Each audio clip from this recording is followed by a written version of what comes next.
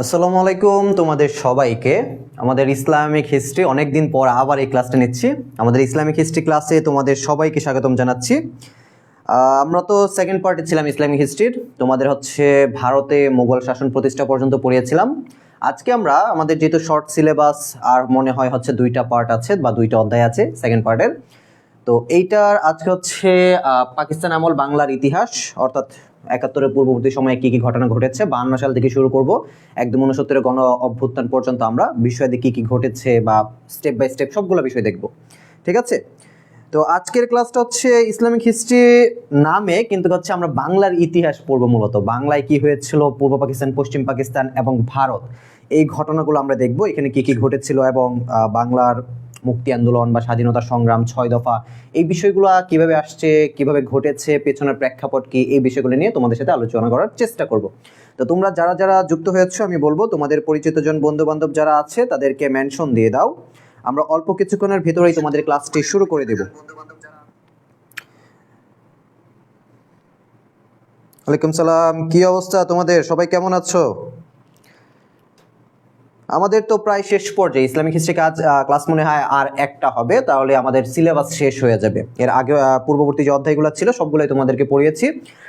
Islamic history তো একটা সহজ সাবজেক্ট। প্রতিটা তোমার লেকচারের পরে আমরা চেষ্টা করেছি কিছু সৃজনশীল দেখানোর জন্য, এমসিকিউ দেখানোর জন্য, এবং এই ঘটনাগুলো তোমরা যদি একটু পড়তে পারো বাসায়, আমি আশা করছি এখান থেকে প্রশ্ন আসলে বা ইসলামিক হিস্ট্রিতে প্লাস তোলা খুব একটা কঠিন না, তাই না? আমরা যদি বাসায় একটু পড়তে পারি বা ঘটনা প্রবাহগুলো মনে রাখতে পারি, এখানে তো ঘটনা প্রবাহের উপরেই সব কিছু ডিপেন্ড করছে, এগুলো যদি একটু মনে রাখতে পারি খুব ইজিলি ইসলামিক হিস্ট্রিতে আমরা প্লাস তুলে নিয়ে আসতে পারবো। এবং তোমাদেরকে দেখিয়েছি আমাদের থিওরি বেসড যে সাবজেক্টগুলো আছে এগুলোতে যদি আমরা প্লাস তুলতে চাই বা হচ্ছে 85-90-এর মতো মার্কস তুলতে চাই, তখন ওইখানে আমার হচ্ছে সৃজনশীলে ভালো করতে হবে। আর সৃজনশীল লেখার টেকনিকগুলো তো তোমাদেরকে দেখিয়ে দিয়েছিলাম। পেন কোথায় আমাদের? সৃজনশীলের টেকনিকগুলো দেখিয়ে দিয়েছিলাম। যেভাবে তোমাদেরকে আবার হচ্ছে সমাজ বিজ্ঞান ক্লাসেও সৃজনশীলের বেশ কিছু টেকনিক ছিল, এগুলো দেখিয়ে দিয়েছি। যেখানে তুমি যদি ভালোভাবে সুন্দরভাবে একদম স্টেপ বাই স্টেপ প্রতিটা সৃজনশীলের স্টেপ করে লিখতে পারো, তাহলে কিন্তু প্রতিটা সৃজনশীল অ্যাভারেজে তুমি হচ্ছে ৮ বা ৯ করে পেতে পারো। তাহলে এইভাবে যদি মার্কস আসে, এমসিকিউতে যদি ভালো করতে পারো 27 বা 28, তখন কিন্তু তোমার মার্কসটা দেখা যাবে 85 থেকে 90 আসছে। তো থিওরি বেসড সাবজেক্ট একটু গুরুত্ব দিয়ে, পাশাপাশি হচ্ছে টপিক বুঝে যে ঘটনাটা জানতে চেয়েছে ওইভাবে লিখতে হবে, একটু গুছিয়ে লিখতে হবে। থিওরি বেসড দিকে অবহেলা করলে যদি প্লাস ছুটে যায় তাহলে কিন্তু ঝামেলা। তো আমরা যেহেতু অ্যাডমিশন দিব, আমাদের এইচএসসিতে প্লাসটা খুবই গুরুত্বপূর্ণ, আমরা যেন ভালোভাবে পড়াশোনা করে প্রতিটা সাবজেক্টে পরীক্ষা দেই।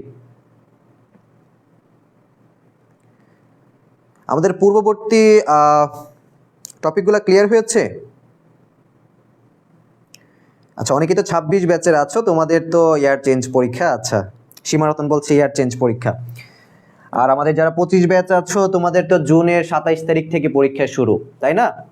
আর কতদিন আছে? আর ধরো সর্বসাকুল্যে মিলিয়ে আমরা ধরতে পারি ১ মাস সময় তোমাদের হাতে আছে। ১ মাস সময়ের ভিতরে তোমাদের প্রিপারেশনটা কমপ্লিট করতে হবে। তার পরবর্তী সময় যদি থাকে আর কিছুদিন, তোমরা জাস্ট রিভিশন দিবা।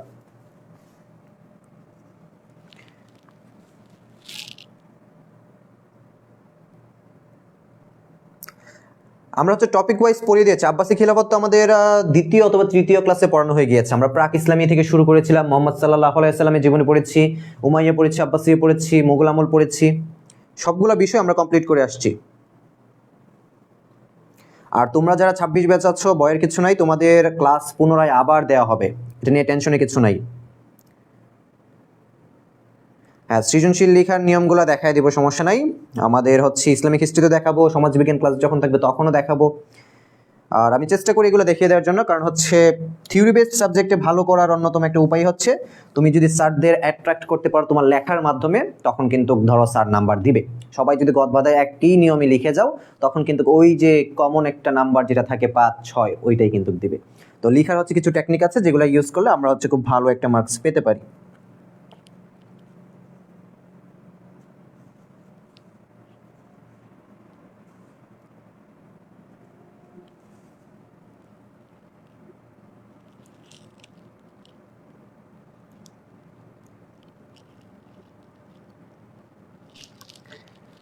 আমরা শুরু করতে পারি, অনেকেই আমাদের সাথে যুক্ত হয়ে গিয়েছে। দেখো, পাকিস্তান আমল, বাংলার ইতিহাস, এগুলো মেবি আমরা হচ্ছে লাস্ট সমাজবিজ্ঞান ক্লাস করেছি না তোমাদের সাথে, ওইখানেও কিন্তু এই বিষয়গুলো দেখে আসছিলাম। আজকে ইসলামিক ইতিহাসে চলে আসছে। ঘুরায় ফিরে কিন্তু তোমাদের আর্টসের যে গ্রুপ সাবজেক্টগুলো আছে অনেকগুলো কিন্তু সেমই, তুমি এক পড়া দিয়ে 2-3টা হচ্ছে কভার করে দিতে পারো। দেখো, ফার্স্ট অফ অল ভাষা আন্দোলন দিয়ে শুরু করবো, যেটা 1952 সালে ঘটেছিল।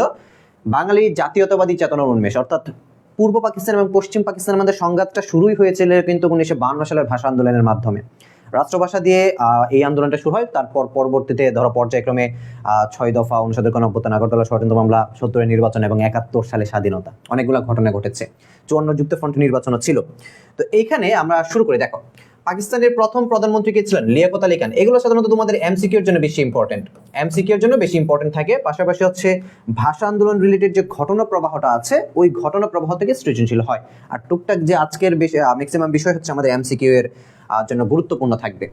পাকিস্তানিদের বিরুদ্ধে বাঙালির প্রথম আন্দোলন হচ্ছে ভাষা আন্দোলন। এর মাধ্যমেই হচ্ছে 1947 সালে যে ভাগ হয়েছিল পূর্ব পাকিস্তান এবং পশ্চিম পাকিস্তান, এর পরবর্তীতে পূর্ব পাকিস্তানের জনগণ অবহেলিত ছিল, নিষ্পেষিত ছিল, শোষিত ছিল, সকল প্রকার সুযোগ সুবিধা থেকে বঞ্চিত ছিল। এর প্রেক্ষিতে পর্যায়ক্রমে যদি শুরু করো তাহলে হচ্ছে ভাষা দিয়ে এই আন্দোলনটা শুরু হয়েছিল।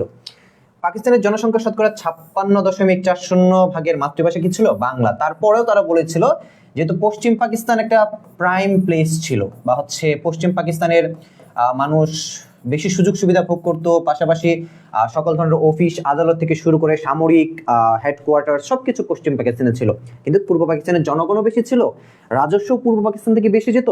তথাপি তারা পূর্ব পাকিস্তানে যে বাংলা ভাষা যেটা ব্যবহার করতো সেটার পরিবর্তে উর্দুকে রাষ্ট্রভাষা করতে চেয়েছিল, তাদের নিজের সুবিধার্থে উর্দুকে রাষ্ট্রভাষা করতে চেয়েছিল। সেইটার বিপক্ষে গিয়ে বাঙালিরা যখন হচ্ছে জাতীয়তাবাদের চেতনা জাগে, নিজেদের অস্তিত্বের লড়াইয়ের জন্য, ভাষার জন্য, একমাত্র বাঙালিরাই প্রাণ দেয়।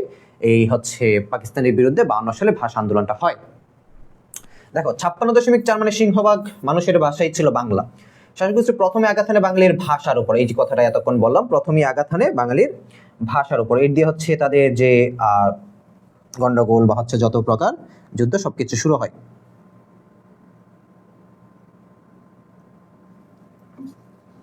পরবর্তীতে আসো, পাকিস্তানের মোট জনসংখ্যার 3.27 ভাগ ছিল উর্দু ভাষা। ভাষা আন্দোলনের প্রথম সংগঠন হচ্ছে তমুদ্দুন মজলিস। আমরা তো অনেকেই ঢাকা বিশ্ববিদ্যালয়ে আসার স্বপ্ন দেখি, তাই না? ঢাকা বিশ্ববিদ্যালয় তমুদ্দুন মজলিস, তমুদ্দুন মজলিস যে আমরা দেখছি, এটা কিন্তু ঢাকা বিশ্ববিদ্যালয়ের একজন অধ্যাপক প্রতিষ্ঠা করেছিলেন। ঢাকা বিশ্ববিদ্যালয়ের একজন অধ্যাপক প্রতিষ্ঠিত করেছিলেন ভাষা আন্দোলনকে কেন্দ্র করে। প্রথমে হচ্ছে ইসলামিক একটা সাংস্কৃতিক জোট ছিল এটা।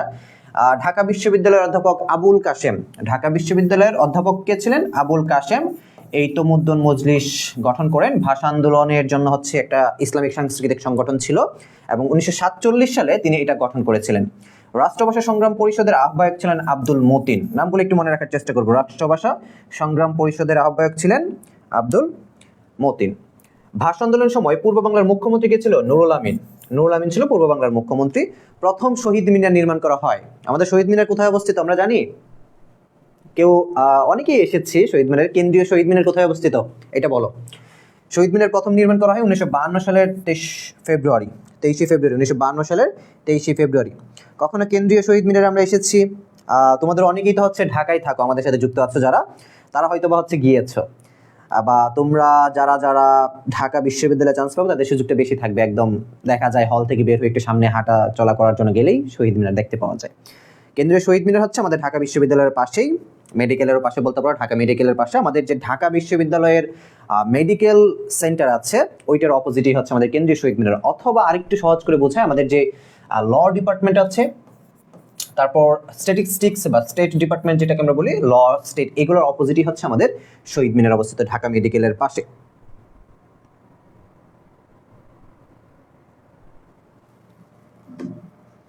তার পরবর্তীতে আসলে বলা হয়েছে বাংলাকে রাষ্ট্রভাষার মর্যাদা দেওয়া হয় 1956 সালের সংবিধানে বাংলায় জাতীয়তাবাদের উন্মেষ ঘটানোর পর।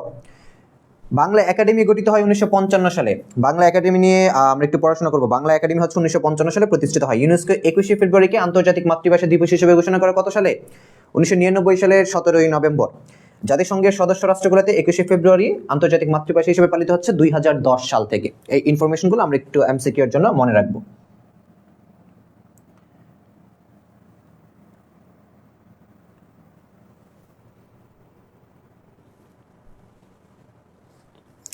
পরবর্তীতে আসো 1947 সালের পাকিস্তান প্রতিষ্ঠার ভিত্তি কি ছিল? সংস্কৃতি, ধর্ম, ভাষা নাকি বর্ণ? পাকিস্তান প্রতিষ্ঠার ভিত্তি জানতে চেয়েছে। এখানে কিন্তু আবার মাত্র যে টপিকটা পড়াচ্ছে ওইভাবে চিন্তা করো না। পাকিস্তান প্রতিষ্ঠার ভিত্তি কি ছিল? এমসিকিউ আনসার করে দেখি।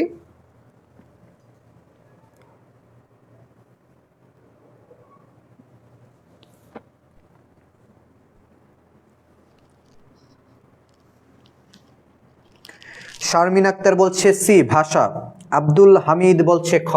আচ্ছা, আমরা ভাষা পেলাম, ধর্ম পেলাম। তার পরবর্তীতে বাংলা একাডেমি নিয়ে যাচ্ছে বলবো। তোমাদের বাংলা ডিপার্টমেন্ট, ঢাকা বিশ্ববিদ্যালয় বাংলা ডিপার্টমেন্টের একজন অধ্যাপকই কিন্তু বর্তমানে বাংলা একাডেমির মহাপরিচালক, এটা জানি আমরা। আমিনা বলছে 2 হবে ধর্ম, নুসরাত জাহান বলছে ধর্ম হবে। বাংলা একাডেমি কোথায় প্রতিষ্ঠিত বা কোথায় অবস্থিত এটা আমরা জানি। বাংলা একাডেমিও কিন্তু আমাদের ঢাকা বিশ্ববিদ্যালয়ের ধরো টিএসসির পিছনে ধরতে পারো বা সোহরাওয়ার্দী উদ্যানের অপোজিটেও ধরতে পারো বাংলা একাডেমি। তারপর হচ্ছে কার্জন হল, তিন নেতার মাজার, তার পরবর্তীতে ওই দিক দিয়ে হচ্ছে যদি আরেকটু মোড় দিতে চাও ঢাকা মেডিকেল কলেজ, তারপর কেন্দ্রীয় শহীদ মিনার, ঢাকা বিশ্ববিদ্যালয়, এগুলো সবগুলো ঘুরে ফিরে এক জায়গায়। সোহরাওয়ার্দী উদ্যান।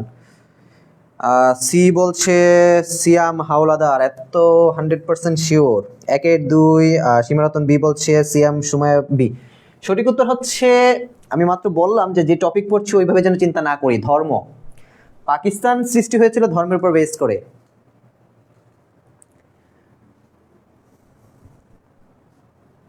সঠিক উত্তর খ। পরবর্তীতে আসো, পাকিস্তানের প্রধানমন্ত্রী কে ছিলেন? খাজা নাজিমুদ্দিন, মাওলানা ভাসানী, শেরে বাংলা, আইয়ুব খান।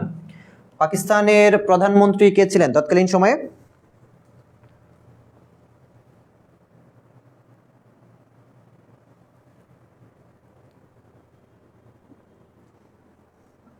পরবর্তী প্রশ্নে চলে আসি, পাকিস্তানের প্রধানমন্ত্রী কে ছিলেন?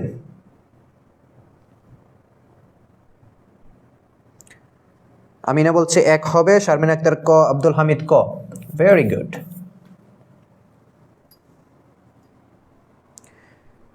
মাওলানা ভাসানী, নুসরাত জাহান, উনি পাকিস্তানের প্রধানমন্ত্রী কবে ছিলেন? সুরায়া বিন মিথিলা বলছি ক হবে, সান্তা ইসলাম দুলা বলছি 1 হবে, খাজা নাজিমুদ্দিন। ভেরি গুড, সঠিক উত্তর হচ্ছে ক। পরবর্তীতে আসো, পাকিস্তানের জনসংখ্যার শতকরা কত ভাগের মাতৃভাষা ছিল বাংলা? 56.40, 55.50, 60.50 নাকি 53.20? অধিকাংশ লোকের মাতৃভাষা বা হচ্ছে ভাষা, বলার ভাষাই ছিল বাংলা। তো পার্সেন্টেজটা আমরা দেখে আসছি, এখানে দেখি মনে আছে কিনা আমাদের স্টুডেন্টদের। পাকিস্তানের জনসংখ্যার শতকরা কত ভাগের মাতৃভাষা ছিল বাংলা, তারপরেও তারা হচ্ছে উর্দুকে রাষ্ট্রভাষা করতে চেয়েছিল নিজেদের সুযোগ সুবিধা বা নিজেদের জাতীয়তাবাদের খাতিরে।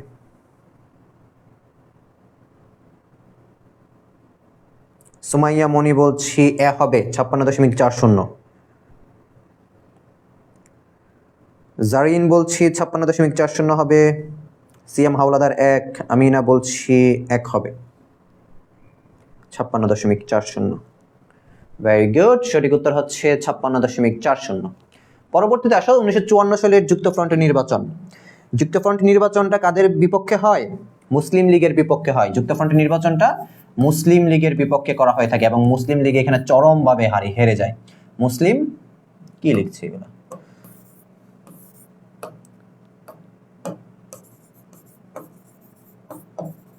মুসলিম লীগ। দেখো, যুক্তফ্রন্ট নির্বাচন হয় হচ্ছে 1954 সালে। যুক্তফ্রন্ট গঠিত হয় 1953 সালে, কিন্তু নির্বাচনটা হয় গিয়ে 1954 সালে নির্বাচনটা হয়। এটা মূলত হচ্ছে তৎকালীন সময়ে আওয়ামী লীগ সহ আর হচ্ছে 5টা দল এখানে ছিল।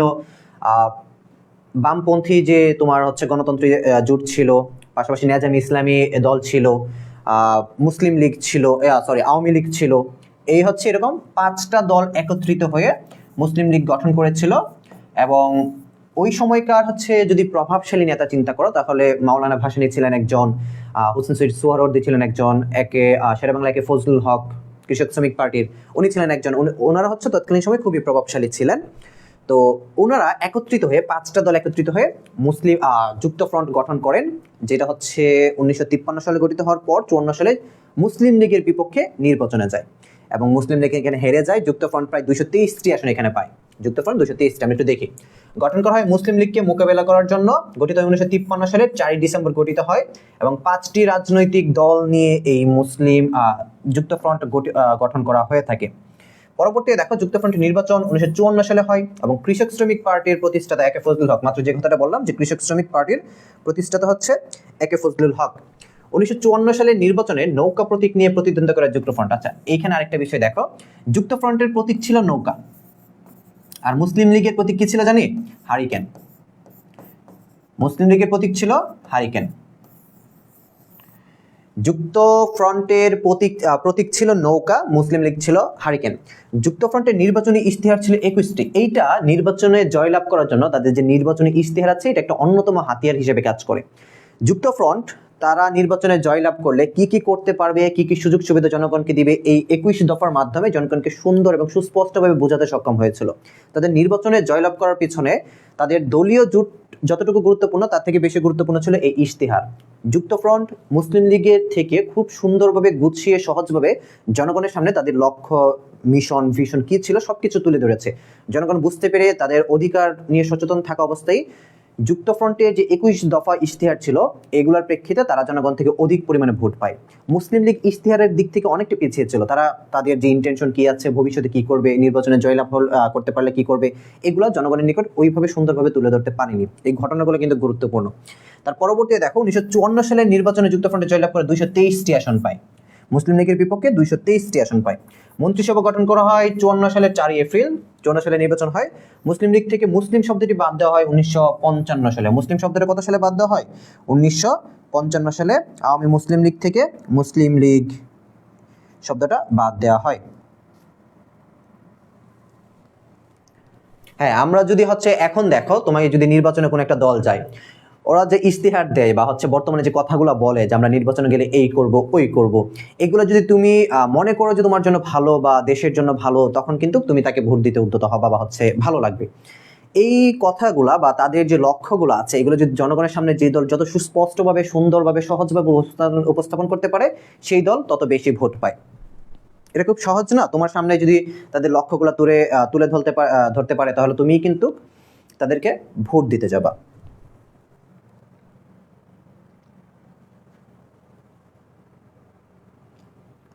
পরবর্তীতে আসো, যুক্তফ্রন্টের নির্বাচনী প্রতীক কি ছিল?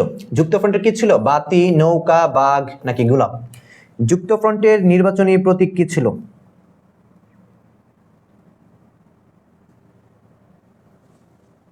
আজকে আমাদের সাথে নুসরাত জাহান কয়জন আছে?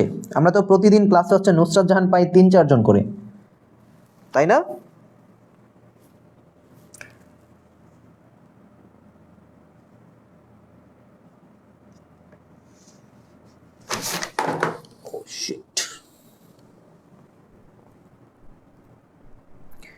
সবাই বলছি বি হবে।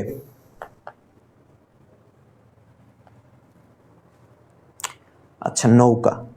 হ্যাঁ, এইটা ঠিক আছে। এখন বলো মুসলিম লীগের প্রতীক কি ছিল? মুসলিম লীগের প্রতীক কি ছিল?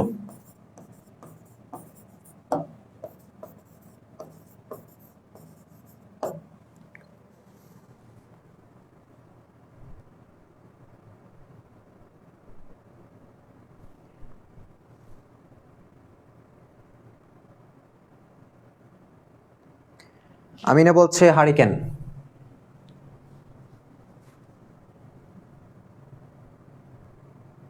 হারিকেন মুসলিম লীগ, ভেরি গুড। ঠিক আছে, সবার উত্তরই সঠিক হয়েছে।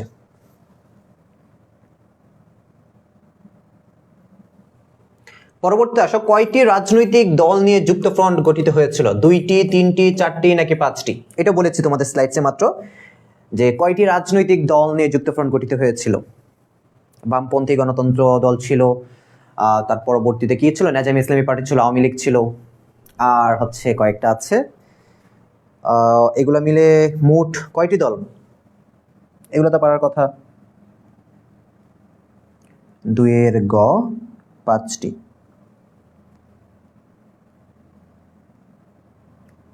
গ বলছি, ঘ বলছি, 5টি। Very good. পাঁচটি রাজনৈতিক দল নিয়ে যুক্তফ্রন্ট গঠিত হয়েছিল, 5টি রাজনৈতিক দল। পরবর্তীতে আসো 1954 সালের প্রাদেশিক নির্বাচনে যুক্তফ্রন্ট কতটি আসন লাভ করে? 134, 223, 222 নাকি 236? কতটি আসনে যুক্তফ্রন্ট নির্বাচনে জয়লাভ করে? এটাও আমাদের স্লাইডসে ছিল।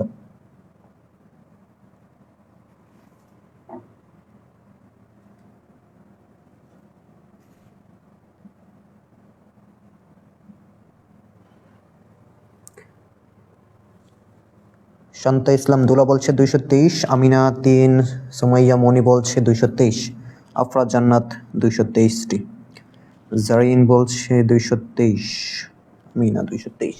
ভেরি গুড, সঠিক উত্তর হচ্ছে 223। তার পরবর্তীতে আসো, পূর্ব বাংলার প্রতি পশ্চিম পাকিস্তানের যে বৈষম্যমূলক নীতি ছিল, পূর্ব বাংলার প্রতি পশ্চিম পাকিস্তানের যে বৈষম্যমূলক নীতি ছিল সেগুলা কি? দেখো, আমরা তো ধরো প্রতিটা ক্ষেত্রেই দেখে আসছি বাংলার প্রতি পশ্চিম পাকিস্তানের যে বৈষম্যমূলক নীতি, যত ক্ষেত্রেই হোক রাজস্ব বেশি যাচ্ছে, জনগণ বেশি, কিন্তু সকল প্রকার সুযোগ সুবিধা প্লাস হচ্ছে তোমার সকল অফিসের কেন্দ্রীয় যে অফিসটা থাকে ওইগুলো সব কিছু পশ্চিম পাকিস্তানে ছিল। পূর্ব পাকিস্তানের মানুষজন 47-এর পর থেকেই অনেকভাবে অবহেলিত। পাকিস্তান রাষ্ট্রের জন্মের পর থেকে বৈষম্যের শিকার হয় পূর্ব বাংলা। প্রতি পাকিস্তানের সরকারের নীতি ছিল বৈষম্যমূলক, এই বিষয়গুলো তো জানি। পাকিস্তানিরা পূর্ব বাংলা শাসন করে 47 থেকে 71, 71ই তো হচ্ছে আমাদের বিজয় অর্জন হয়। 1947 থেকে 71 পর্যন্ত শাসন করে। পূর্ব পাকিস্তানিরা সবচেয়ে বেশি বৈষম্যের শিকার হয় অর্থনৈতিক ক্ষেত্রে। তারা রাজস্বের ক্ষেত্রে বা হচ্ছে উৎপাদন ক্ষমতার ক্ষেত্রে পূর্ব বাংলায় সবকিছু বেশি ছিল, কিন্তু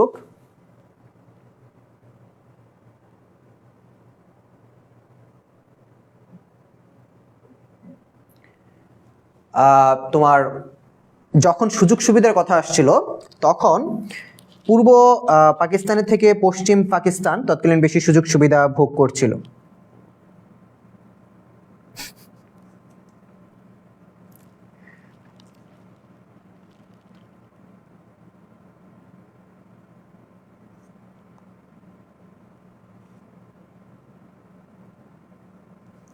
আচ্ছা দেখো, এখানে দেখো, পাকিস্তানের মুদ্রা অর্থনৈতিক ব্যবস্থা নিয়ন্ত্রণ করত কেন্দ্রীয় সরকার, অর্থাৎ সহজভাবে বলতে গেলে পশ্চিম পাকিস্তানে নিয়ন্ত্রণ করত। মোট রাজস্বের 60% অর্জিত হতো পূর্ব পাকিস্তান থেকে। এই যে বললাম, তোমার রাজস্বের ক্ষেত্রে যদি চিন্তা করো, রাজস্বের 60%, তাহলে এখানে সিংহভাগ আমরা ধরতে পারি রাজস্বের 60%ই আসতো তোমার পূর্ব পাকিস্তান থেকে। পাকিস্তানের সব বড় বড় শিল্প কারখানা গড়ে উঠেছিল পশ্চিম পাকিস্তানে। রাজস্ব দিত তারা, একদম মাঠে খাটতেও বেশি, কিন্তু সকল প্রকার সুযোগ সুবিধা, বড় বড় শিল্প কারখানা হেডকোয়ার্টার সব পশ্চিম পাকিস্তানে হয়েছে। পাকিস্তানের সামরিক শাসন জারি করা হয় 1958 সালে, এবং তারপর একটা ঘটনা আমরা জানি না, 1965 সালে যে পাক ভারত যুদ্ধ হয়েছিল তখনও কিন্তু পূর্ব পাকিস্তান অবিরত ছিল। সামরিক দিক থেকে তারা কোনো প্রকার সাপোর্ট পায়নি, কারণ তখন তো তাদের সামরিক তেমন কোনো ঘাঁটি ছিল না, অস্ত্র ছিল না। ভারত পাকিস্তান যুদ্ধ যখন শুরু হয়, পূর্ব পাকিস্তান এক পাশে, পশ্চিম পাকিস্তান আরেক পাশে, মাঝখানে কিন্তু ভারত। তো ভারত কিন্তু চাইলেই পূর্ব পাকিস্তানের উপর অ্যাটাক করতে পারতো। তো এই পূর্ব পাকিস্তানকে নিজেদের অংশ হওয়া সত্ত্বেও পশ্চিম পাকিস্তান তখন তেমন নিরাপত্তা দিতে পারেনি, অথবা আমরা বলতে পারি নিরাপত্তা দিতে ব্যর্থ হয়েছে। তো প্রতিটা ক্ষেত্রেই দেখো, লাস্ট পর্যায়ে যখন 71-এর পূর্ববর্তী পর্যায়েও পূর্ব পাকিস্তান সব দিক থেকে অবহেলিত হয়ে আসছিল। পরবর্তীতে আসো, কত সাল পর্যন্ত পাকিস্তানিরা পূর্ব বাংলা শাসন করে? 1948 থেকে 70, 47 থেকে 71, 47 থেকে 70, 1948 থেকে 72, কত সাল পর্যন্ত বলো?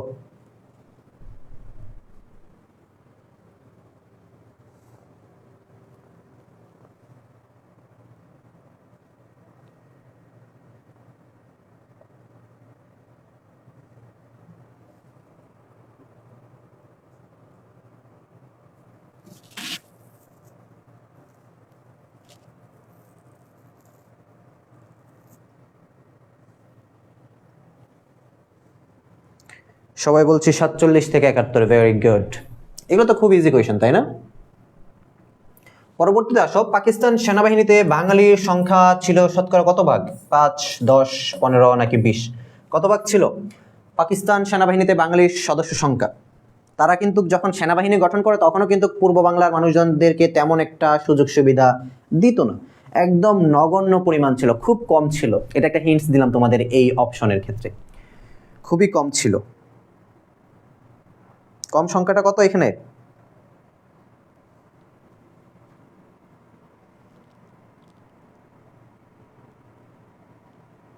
2 ক বলছি।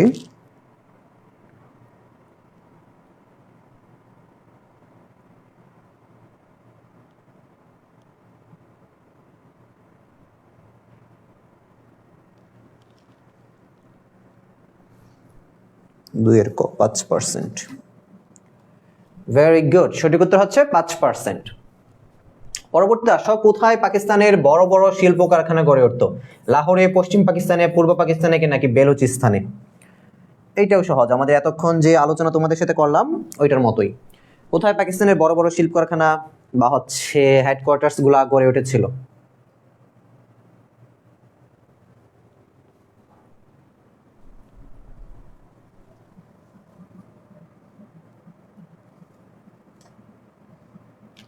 তিনের খ হবে পশ্চিম পাকিস্তানে।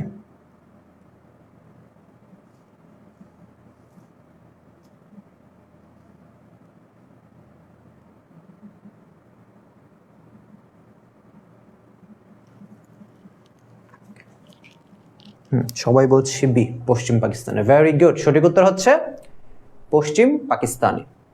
ঐতিহাসিক 6 দফা এর গুরুত্ব। 6 দফাকে কি বলা হয়? বাঙালির মুক্তির সনদ। বাঙালির মুক্তির সনদ বলা হয় ঐতিহাসিক 6 দফাকে।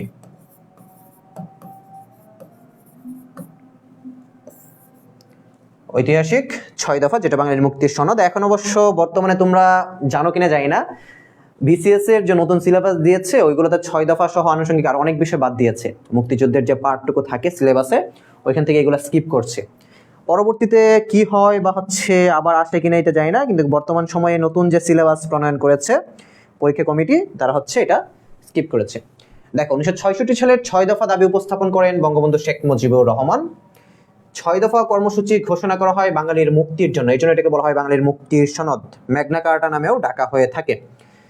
6 দফা দাবি পেশ করা হয় লাহোরে অনুষ্ঠিত সাংবাদিক সম্মেলনে। কোথায়? লাহোরে অনুষ্ঠিত সাংবাদিক সম্মেলনে 6 দফা দাবি পেশ করা হয়। 6 দফার প্রথম দফা ছিল যুক্তরাষ্ট্র গঠন। এটার পিছনে মূলত একটা কথা ছিল, যখন পূর্ব পাকিস্তান এবং পশ্চিম পাকিস্তান আলাদাভাবে শাসনকার্য প্রতিষ্ঠিত হয়েছিল, তখন পূর্ব পাকিস্তান নিজেদের স্বায়ত্তশাসন প্রতিষ্ঠার জন্য একটা মুদ্রা, জাতীয় মুদ্রা, সব পূর্ব পাকিস্তানে চলবে, পশ্চিম পাকিস্তানে চলবে, আবার আঞ্চলিক সেনাবাহিনী, পাশাপাশি হচ্ছে ব্যাংকিং ব্যবস্থা, এগুলা যেন পূর্ব পাকিস্তানের সমান সুযোগ সুবিধা ভোগ করতে পারে, পশ্চিম পাকিস্তানের সমান সুযোগ সুবিধা ভোগ করতে পারে, এই দাবিগুলো নিয়েই মূলত 6 দফা দাবি পেশ করা হয়েছিল। এটা মূলত তাদের স্বাধিকার চেতনা বা হচ্ছে তোমাদের জাতীয়তাবাদ রক্ষা বলতে পারো, বা মুক্তির জন্য বলতে পারো, এই দাবিটা উত্থাপন করা হয়েছিল। এই দাবি উত্থাপনের পর মনে হয় শেখ মুজিবুর রহমানকে বিচ্ছিন্নতাবাদী হিসেবেও আখ্যা দেওয়া হয়েছিল।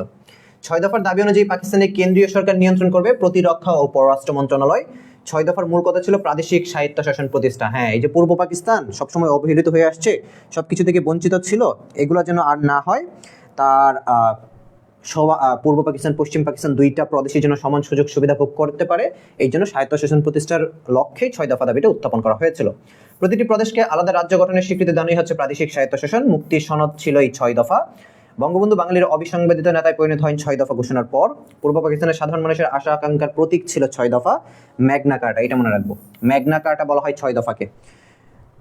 এবং এই বলা হয়ে থাকে যে এই 6 দফা পরবর্তী স্বাধীনতার 1 দফা হিসেবে কাজ করে, স্বাধীনতার 1 দফা হিসেবে কাজ করে। এই 6 দফা বা 6 দফার অন্তর্ভুক্ত যে বিষয়গুলো ছিল পরবর্তী স্বাধীনতার 1 দফা হিসেবে কাজ করে। এখানেই মানুষ নিজেদের অধিকার সম্পর্কে সচেতন হয়ে ওঠে এবং তারা বুঝতে পারে একটা প্রাদেশিক সুযোগ সুবিধা যদি তাদেরকে দেওয়া হয়, তারা কতটুকু সুযোগ সুবিধা এখান থেকে নিতে পারবে এবং স্বাবলম্বী হবে।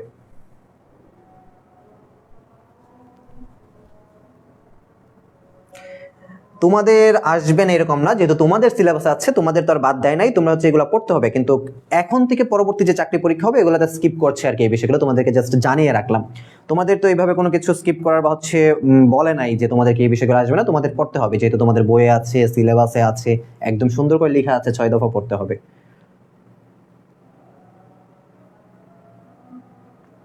হ্যাঁ, আফরা জান্নাত, অনেক রাজনীতি আছে এগুলোর ভিতরে, এর জন্য মেবি বাদ দিয়েছে।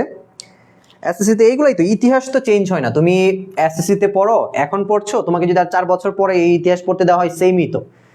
এই বিষয়গুলোই কিন্তু তুমি পড়বা। তুমি পরবর্তীতে যখন, অনেকেই তো চাকরি করার ইচ্ছা আছে এখানে, তাই না? তো চাকরির প্রিপারেশন যখন নিবা তখনই কিন্তু ঘুরে ফিরে তোমার এইগুলাই পড়তে হবে। ইতিহাসে তো চেঞ্জ নাই, বাংলাদেশের পার্ট যখন পড়বা এগুলো পড়বা, আন্তর্জাতিক পার্ট যখন পড়বা বিশ্বের অন্যান্য দেশে কি কি হয়েছিল এই বিষয়গুলো পড়বা। তোমাদের পড়তে হবে, তোমরা স্কিপ করতে পারবে না।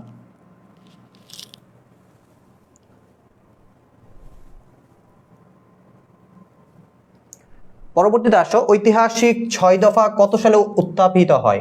64, 1966, 1968, 1970। লাহোরে একটা সভায় এটা উত্থাপিত হয় কত সালে?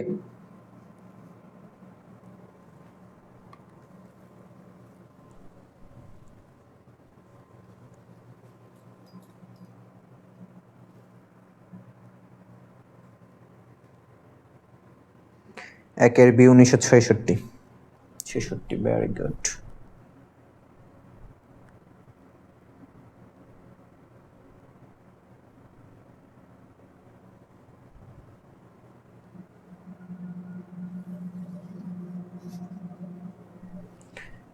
পরবর্তী কোয়েশ্চেনটা আসো, ঐতিহাসিক আগরতলা মামলা, এইটা মূলত শেখ মুজিবুর রহমানের বিরুদ্ধে করা হয়েছিল। কারণ তৎকালীন সময়ে পশ্চিম পাকিস্তান বা পাকিস্তান সরকার মনে করেছিল যে শেখ মুজিবুর রহমান ভারতের সাথে মিশে পাকিস্তানকে খণ্ড করতে চাচ্ছে বা পাকিস্তানকে ভাগ করে ফেলতে চাচ্ছে। এটার প্রেক্ষিতেই শেখ মুজিবুর রহমানের বিরুদ্ধে এই আগরতলা ষড়যন্ত্র মামলাটা করা হয়। আগরতলা হচ্ছে ত্রিপুরার রাজধানী, এটা জানি তো? আগরতলা হচ্ছে ত্রিপুরার রাজধানী। ত্রিপুরার রাজধানী হচ্ছে আগরতলা। তখন মনে করা হয়েছিল যে রাষ্ট্র বনাম শেখ মুজিবুর রহমান, এরকম মামলাটা ছিল আর কি। যেহেতু শেখ মুজিবুর রহমান ত্রিপুরা রাজধানী আগরতলায় বসেই এই পরিকল্পনা বা ষড়যন্ত্র করছিল, এই ধরনের একটা চিন্তা ভাবনা পাকিস্তান সরকারের কাছে গিয়েছিল। এর জন্য ওই আগরতলার নামই এই মামলার নামকরণ করা হয়েছিল যে আগরতলা ষড়যন্ত্র মামলা। তো রাষ্ট্র বনাম শেখ মুজিবুর রহমান মামলাটা অনেকটা এরকম ছিল যে রাষ্ট্রের জাতীয়তাবাদ বা রাষ্ট্রের যে স্বায়ত্তশাসন সেটা ভঙ্গুর করার জন্যই ভারতের সাথে মিশে শেখ মুজিবুর রহমান প্ল্যান করছে। তো ঐতিহাসিক আগরতলা মামলা দায়ের করেন প্রেসিডেন্ট আইয়ুব খান। দেখা যায় শেষ পর্যন্ত কিন্তু প্রেসিডেন্ট আইয়ুব খানের পতন হয়। 35 জনকে আসামি করে শেখ মুজিবুর রহমান, পাশাপাশি আরো 35 জনকে আসামি করে ঐতিহাসিক আগরতলা ষড়যন্ত্র মামলা দায়ের করা হয় 1968 সালের 18 জানুয়ারি। দাপ্তরিক নাম কি ছিল? এই যে বললাম না, রাষ্ট্র বনাম শেখ মুজিবুর রহমান এবং অন্যান্য, এই যে আরো 35 জনের কথা বললাম, এই অন্যান্যের মাঝে আরো 35 জন চলে আসে। পরবর্তী দেখো, আগরতলা মামলা দায়ের করা হয় 6 দফা আন্দোলনকে নস্যাৎ করার জন্য। আমরা দেখলাম 66 সালে 6 দফা। পরবর্তী 2 বছর পরেই তো শেখ মুজিবুর রহমানের নামে মামলা করা হয়, সেটা হচ্ছে আগরতলা ষড়যন্ত্র মামলা। এই মামলার 1 নম্বর আসামি ছিলেন বঙ্গবন্ধু শেখ মুজিবুর রহমান। মামলার বিশেষ ট্রাইব্যুনাল গঠিত হয় ঢাকা ক্যান্টনমেন্টে। ঢাকা ক্যান্টনমেন্টে গিয়েছে কেউ কখনো? ক্যান্টনমেন্টে গিয়েছে কখনো কেউ? পরবর্তীতে আসো, আগরতলা মামলার বিচার কাজ শুরু হয় 1968 সালের 19 জুন। আগরতলা মামলা প্রত্যাহার করা হয় 1970 সালের 22 ফেব্রুয়ারি। এবং শেখ মুজিবুর রহমানকে বঙ্গবন্ধু উপাধি দেওয়া হয় 1969 সালের 23 ফেব্রুয়ারি। কে বঙ্গবন্ধু উপাধি দেয় আমরা জানি? রেসকোর্স ময়দানে যখন একটা বিশেষ সভা হয়েছিল, রেসকোর্স ময়দান বলতে বর্তমানে ঐতিহাসিক সোহরাওয়ার্দী উদ্যান, যেটা ঢাকা বিশ্ববিদ্যালয়ের পাশে। তো এই সোহরাওয়ার্দী উদ্যানে বঙ্গবন্ধু শেখ মুজিবুর রহমানকে বঙ্গবন্ধু উপাধি দেন তুফাইল আহমেদ। তুফাইল আহমেদ।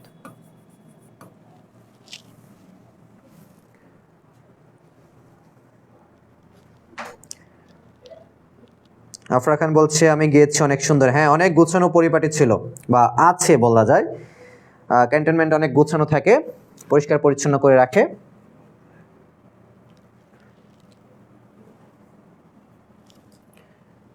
আচ্ছা, পরবর্তী দেখো, আগরতলা মামলার অন্যতম ফলাফল হচ্ছে আইয়ুব খানের সরকারের পতন। আইয়ুব খানের সরকারের পতন হয় আগরতলা ষড়যন্ত্র মামলার ফলে।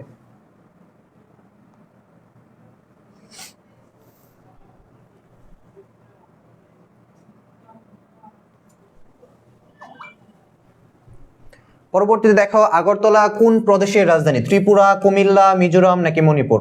তোমাদেরকে মাত্রই লিখে দিয়েছি এই কথাটা যে আগরতলা কোন জায়গার রাজধানী বা কোন রাজ্যের রাজধানী বলা যায়।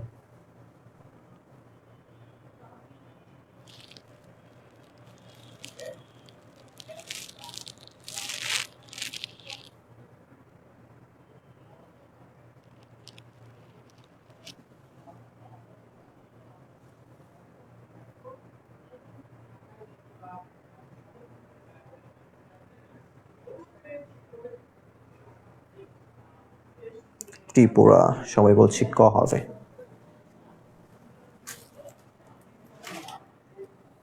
ভেরি গুড, সঠিক উত্তর হচ্ছে ক, ত্রিপুরার রাজধানী ছিল আগরতলা। এই আগরতলায় বসে ষড়যন্ত্র করছে, এই ধরনের একটা কথা থেকেই আগরতলা ষড়যন্ত্র মামলার নাম হয়। 69-এর গণ অভ্যুত্থান, 69-এর গণ অভ্যুত্থান এখানে কি বলা হয়েছে দেখো। 69-এর গণ অভ্যুত্থান যেটা হয় এখানে 11 দফা ছিল, পাশাপাশি আইয়ুব খানের বিরুদ্ধে বা তৎকালীন সময়ে পাকিস্তানের বিরুদ্ধে সর্বশ্রেণীর মানুষ নিজেদের স্বাধীনতা, স্বায়ত্তশাসন বা স্বাধিকার প্রতিষ্ঠার জন্য এই আন্দোলনটা বা অভ্যুত্থানটা ঘটিয়েছিল। এটার পিছনে অনেক কথা আছে দেখো। পূর্ব পাকিস্তানে গণ অভ্যুত্থান হয়েছিল 1969 সালে। 1969 সালে গণ অভ্যুত্থান সংগঠিত হয় কি 6 দফা ও 11 দফার ভিত্তিতে।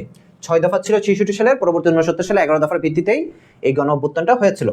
11 দফা ভিত্তিক কর্মসূচি ঘোষণা করেন সর্বদলীয় ছাত্র সংগ্রাম পরিষদ। তৎকালীন সময়ে সর্বদলীয় ছাত্র সংগ্রাম পরিষদ এটা ঘোষণা করেন।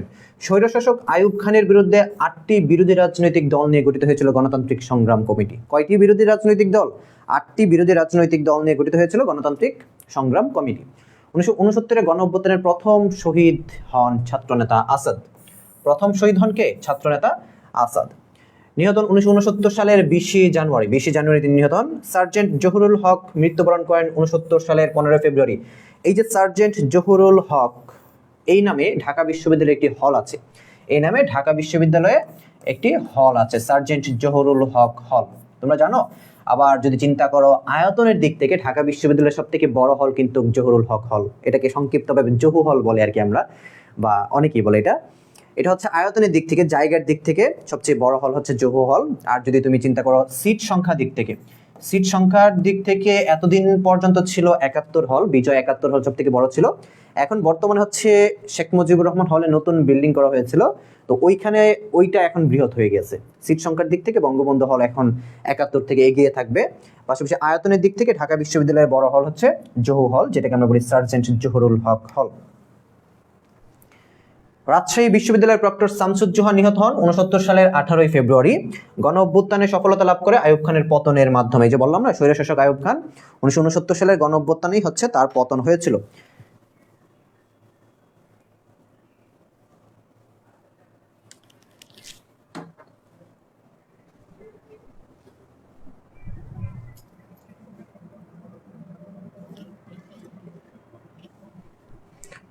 কত সালে পূর্ব পাকিস্তানে গণ অভ্যুত্থান সংঘটিত হয়েছিল?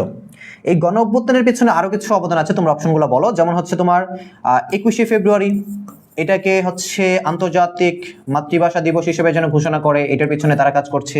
এখানে এই দিন যেন সরকারি ছুটি ঘোষণা করা হয়, এটাও তারা হচ্ছে দাবি করেছিল। তার পরবর্তীতে পূর্ব পাকিস্তানকে যেন তাদের স্বাধিকার প্রতিষ্ঠার পেছনে বাধা না দেওয়া হয়। অনেকগুলো দাবির পেছনেই, 11 দফা দাবির পেছনেই মূলত গণ অভ্যুত্থানটা হয়েছিল। শান্তা ইসলাম দুল 68। আচ্ছা বলো দেখি, 81 হবে 1969।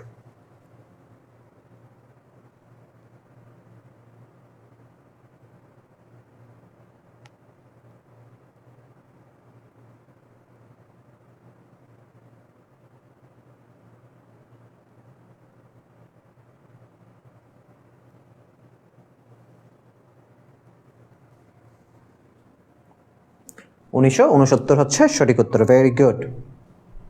পরবর্তীতে আসো, 1969 সালে ছাত্ররা কত দফা ভিত্তিক আন্দোলন ঘোষণা করে? 12 দফা, 13 দফা, 11 দফা নাকি 10 দফা? কত দফা ভিত্তিক তারা আন্দোলন ঘোষণা করে 1969 সালে? ছাত্ররা কত দফা ভিত্তিক আন্দোলন বা হচ্ছে দাবি তারা উত্থাপন করে? শারমিন আক্তার বলছে 2 এর সি, আফরা জান্নাত বলছে সি হবে 11 দফা। দেখি আর্টস স্টুডেন্ট আমাদের যারা আছে তারা কি বলে।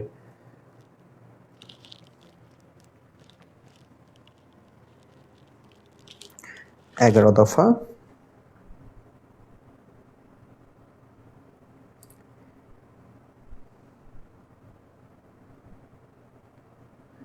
সবাই বলছি সি হবে।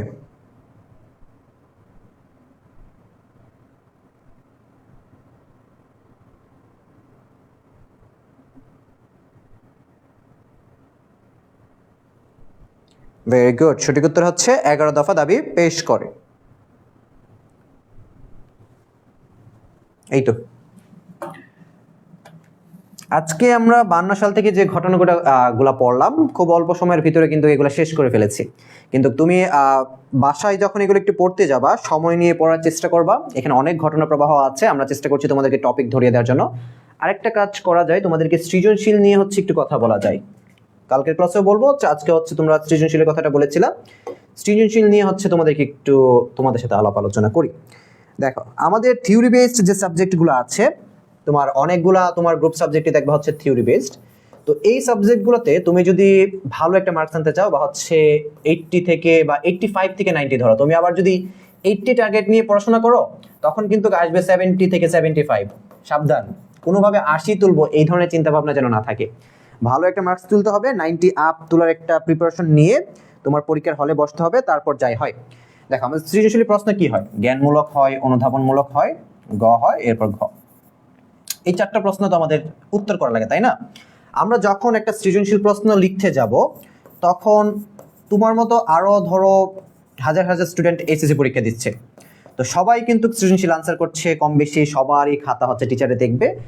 আর বাস্তবতা হচ্ছে এসএসসির খাতাগুলো যখন টিচারদের হাতে যায়, ম্যাক্সিমাম টিচারে হচ্ছে জাস্ট কোনোভাবে রাইট দিয়ে নাম্বার দিয়ে দেয়, ভালোভাবে পড়ার সময়টুকু থাকে না। সিচুয়েশন হয়তো এরকম হয়। তো তোমরা যখন প্রশ্নগুলো আনসার করতে যাবা, তখন এই ক নম্বরে তো জ্ঞানমূলক প্রশ্ন, এটা তো খুব সহজে এক লাইনে যেটা চাওয়া হয় সেটা লিখবো, ঠিক আছে? পরবর্তীতে খতে যখন আনসার করতে যাব, এই খ নম্বর প্রশ্নটা আনসার করতে গেলে আমি এখানে দুইটা প্যারা করব। কিভাবে প্যারা করব? খ নম্বর প্রশ্ন তোমার যাই চাই, তুমি ফার্স্টে যেই প্রশ্নটা চাওয়া হয়েছে এটা এক লাইনে কিংবা 2 লাইনে লিখবা। এক লাইনে হচ্ছে তুমি এটা লিখলা, এর পরবর্তীতে ধরো এই পর্যন্ত আসলো, এখানে দাঁড়িয়ে দিলা তুমি। পরবর্তীতে জাস্ট এক লাইন নিচে এখান থেকে আবার লেখা শুরু করবা, এটার ব্যাখ্যাটা শুরু করবা এখান থেকে, এখানে শেষ করে দিলা। এটা হচ্ছে তোমার খ। তুমি যে দুইটা স্টেপ করেছো, এটা টিচারকে একদম সুন্দরভাবে যাতে বুঝে ওইভাবে হাইলাইটেড করে লিখবা। আর লিখার মাঝে কাটাকাটি কম করবা। আর সেকেন্ড অপশন হচ্ছে যখন কাটবা জাস্ট এক টানে, ধরো তুমি লিখলে এখানে ঢাকা, ঢাকা কাটবা, তোমার এইভাবে কাটার দরকার নাই, তো ঢাকা কাটবা, জাস্ট একটা লাইনে কেটে দিবা, তোমার ভুল হয়েছে, শেষ। খাতা যত পরিষ্কার রাখতে পারবা, টিচারের সামনে যত সুন্দর করে উপস্থাপন করতে পারবা, নাম্বার তত বেশি পাবা। শুধু লিখার মাঝে যে নাম্বার এরকম না, কাটাকাটি কম করতে হবে। গতে হচ্ছে তোমার 3টা প্যারা করবা, গতে 3টা প্যারা করে লিখতে হবে। প্যারাগুলো কিন্তু খুবই গুরুত্বপূর্ণ, এবং সৃজনশীলে তোমার মার্কস তোলার জন্য একটু প্রেশার বা হচ্ছে একটু পরিশ্রম এটার পিছনে করতে হবে। মনে হইতে পারে সৃজনশীল তো জাস্ট রিডিং লিখে যাবো, এত কঠিন কি? কিন্তু এটার পিছনে তুমি যদি সময় না দাও, তুমি যদি সুন্দরভাবে গুছিয়ে না যাও পরীক্ষার হলে, তখন রিডিংই লিখে আসতে হবে, কিন্তু নাম্বার আসবে না। লিখতে পারবা রিডিং, কিন্তু নাম্বারটা তার বিপক্ষে আসবে না। যখন 3টা প্যারা করবা, প্রথমে জ্ঞানমূলকের মতো প্রথম প্রশ্নে থাকবে, জ্ঞানমূলকটা একটা উত্তরে লিখবা, ওই জ্ঞানমূলক প্রশ্নের আলোকে জাস্ট অনুধাবন ওইটার একটু ব্যাখ্যা দিবা সেকেন্ড স্টেপে। থার্ড স্টেপে উদ্দীপকের সাথে কি মিল আছে, তোমার কি মনে হয়, এই ধরনের কথাবার্তা থাকে না গ নাম্বার প্রশ্নে, উদ্দীপকের সাথে বা উদ্দীপকের আলোকে কি বলা হয়েছে, এইটা থার্ড স্টেপে তুমি ক্লিয়ার করবা।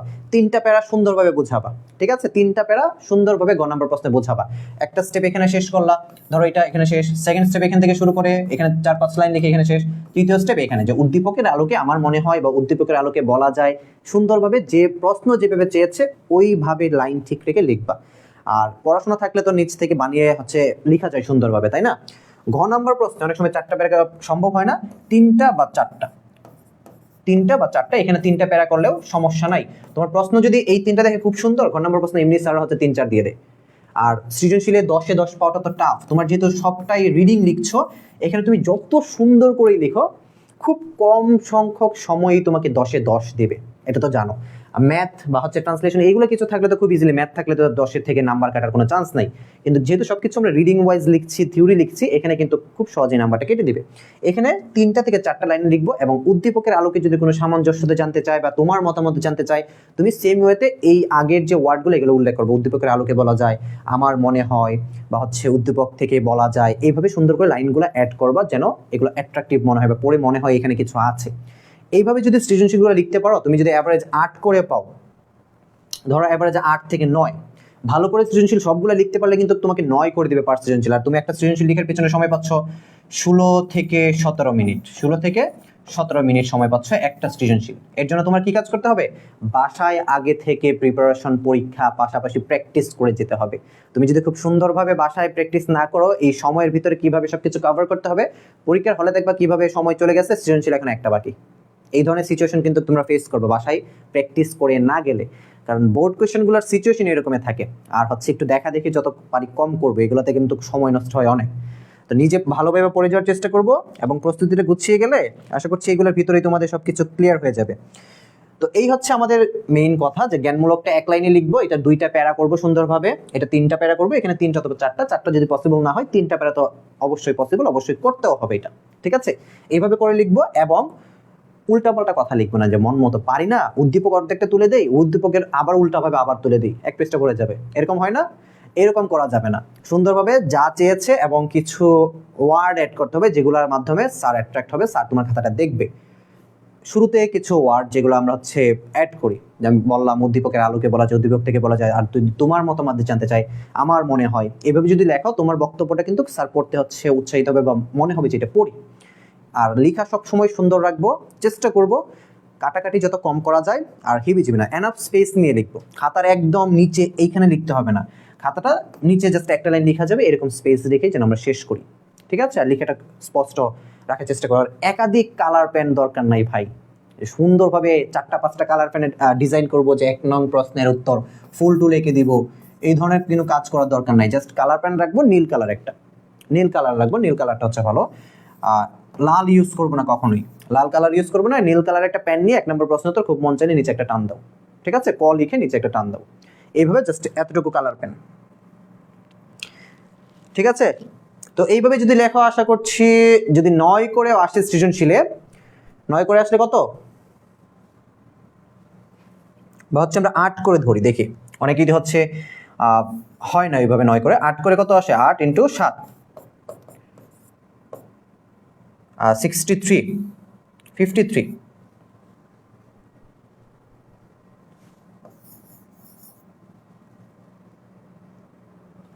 56 যদি এখানে আসে, আর তুমি 28 করলা হচ্ছে এমসিকিউ, এটা হচ্ছে সিকিউ, এটা হচ্ছে এমসিকিউ, তাহলে কত আসে, 4, 84।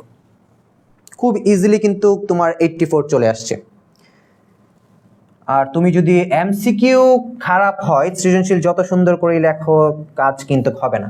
তোমার থিওরি বেসডে নাম্বারটা ক্যারি করা হচ্ছে এমসিকিউ। এমসিকিউ কোনোভাবে 28-এর নিচে আসা যাবে না, কোনোভাবে 28-এর নিচে আসা যাবে না, তাহলে কিন্তু প্লাস তোলাটা খুব কঠিন হয়ে যাবে। আমরা বাংলায় আমি দেখেছি ম্যাক্সিমাম স্টুডেন্টের প্লাস ছুটে যায়। কেন ছুটে যায়?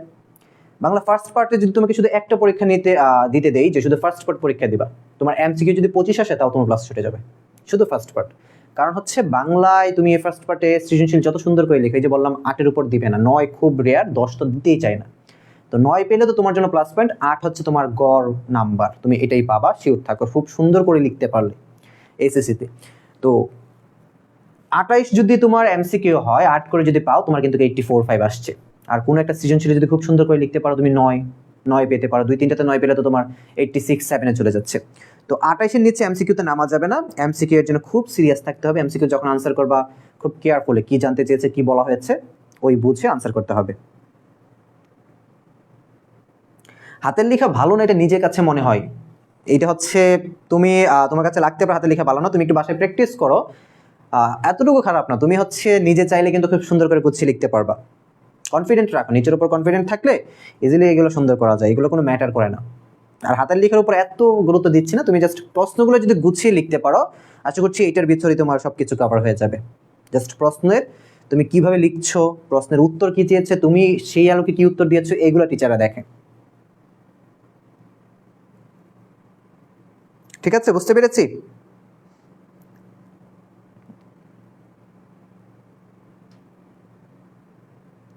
আর কারো কোনো কোয়েশ্চেন আছে? আর একটু বলবো যে বাসায় প্র্যাকটিস করে, সৃজনশীল লেখা কিন্তু আমরা বাসায় প্র্যাকটিস করতে চাই না, বা আমাদের কোনো স্টুডেন্টই বাসায় সৃজনশীল লিখতে রাজি না। এটা সহজ, আমি জানি তোমরা ওইগুলো করতে চাও না।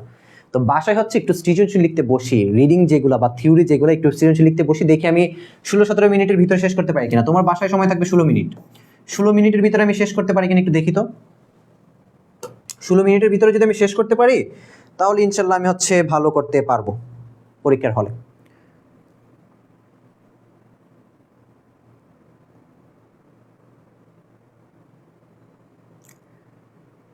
তো এই তো আমাদের ইসলামিক হিস্ট্রি আর একটা অধ্যায় আছে, এটা আমাদের নেক্সট ক্লাসে শেষ হয়ে যাবে। ওইটা শেষ হওয়ার পর তোমাদের কাজ হচ্ছে বাসায় জাস্ট পড়াশোনা করা, রিভিশন দেওয়া, যে টপিকগুলো আমাদের শেষ হয়েছে ওই আলোকে বাসায় পড়াশোনা করা।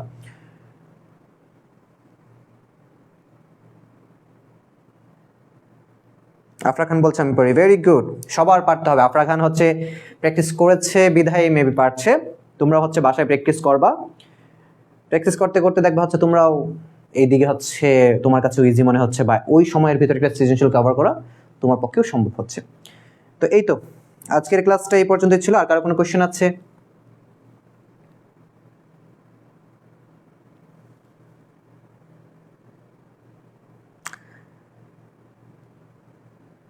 প্র্যাকটিস করতে থাকো, এগুলো আর মনে হবে না। সুমাইয়া রহমান,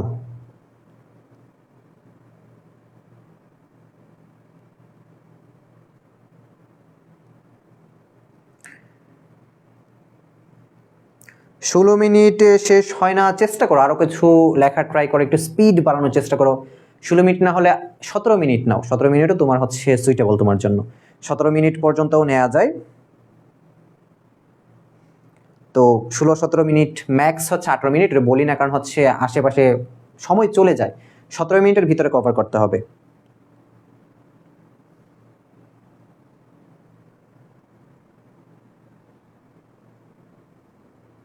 লিখতে হবে, ট্রাই করতে হবে বাসায় বসে বসে।